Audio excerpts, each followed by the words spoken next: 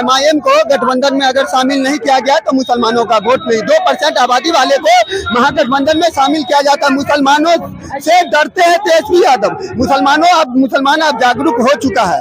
मुसलमान अब आप एक नया विकल्प चुन चुका है। अगर मुसलमानों को महागठबंधन में शामिल नहीं लिया गया तो मुसलमान एक तीसरा मोर्चा खोलेंगे और बिहार में महागठबंधन की सरकार नहीं बनने देंगे।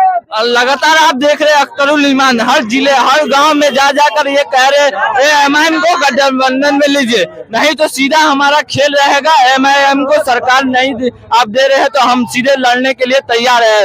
आप लगातार क्या MIM के अध्यक्ष जो अख्तरुल ईमान पूरे जिला पूरे गांव बिहार घूम कर ये ऐलान करे अगर हमें गठबंधन में नहीं लिया जाता है कि सीधा हमारा दावा है 100 या 244 सीट पे लड़ेंगे। MIM 100 सीटों पर चुनाव लड़ेगी।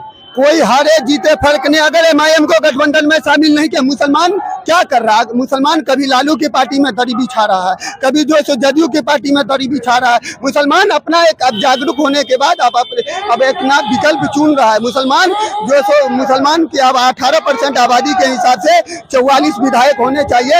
जाके देखिए विधानसभा में कितने जो है मुसलमान के सीट है। We have a problem with the system of Bihar, not with the leader of Bihar. हमें बिहार के नेताओं से नहीं, हमें बिहार के सिस्टम से दिक्कत है। वो सिस्टम जिस सिस्टम ने हमें मुसलमानों के बीच में खंजर भोंका है।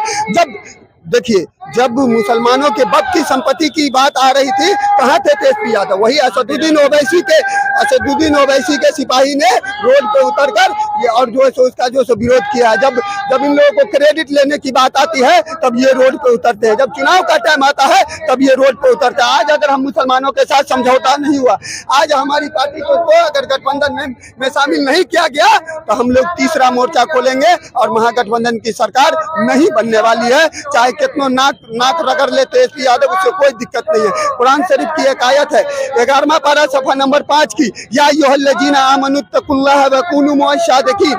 ऐ ईमान वालो, अल्लाह से डरो और सच्चे के साथ हो जाओ। हम मुसलमान सच्चाई के साथ खड़े हैं। कभी सैयद शहाबुद्दीन को जेल में डाला गया, कभी अशरफ अली फातमी को गिराया गया, कभी अब्दुल बारिक सिद्दीकी को फेंका गया। ये हम मुसलमानों के साथ हमेशा धोखा करने वाली पार्टी है लालू यादव की पार्टी RJD। मुसलमानों को देखना नहीं चाहती। अगर मुसलमानों को देखना चाहती तो 2% वाले आबादी वाले जो लोगों को शामिल किया गया महागठबंधन में। मुकेश सहनी को 18% वाला उसकी पार्टियों में दरी बिछाएगा क्या? अभी जो उनका काफिला चल रहा है, काफिला में कितने मुस्लिम नेता उसकी गाड़ी पर घूम रहे हैं। ये समझने वाली बात है। ये बहुत मुसलमान अगर MIM के साथ खड़ा नहीं हुआ तो मुसलमान बेशर्म है।